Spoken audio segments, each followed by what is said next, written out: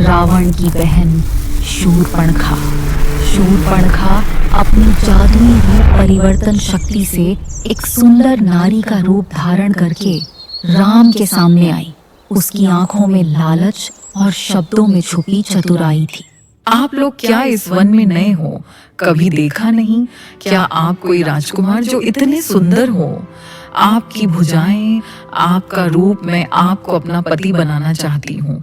मेरे साथ लंका चलो, मैं आपको स्वर्ग जैसा सुख दूंगी।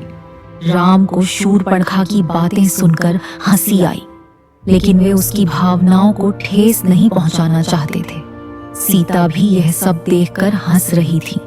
राम को इसी बीच एक मस्ती सूझी। थोड़ी दूर लक्ष्मण खड़े थे। राम ने उन्हें परेशान करने का सोचा। शूर्पणखा, मैं विवाहित हूँ। मेरा हृदय सिर्फ सीता के लिए है, लेकिन मेरा छोटा भाई लक्ष्मण यहाँ है। वे तुम्हारे लिए उचित पति हो सकते हैं। शूर्पणखा ने लक्ष्मण की तरफ देखा और देखते ही उन पर मोहित हो गई और राम को बोले हुए वाक्य लक्ष्मण के सामने दोहराने लगी।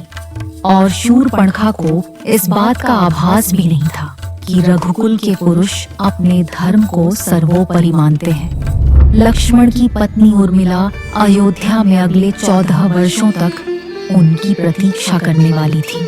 उन दोनों के बीच का प्रेम अनंत था।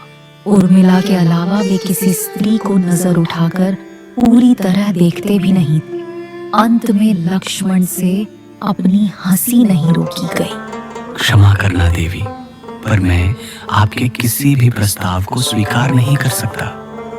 मेरा जीवन राम और सीता की सेवा में समर्पित है। आपसे विवाह संभव नहीं है।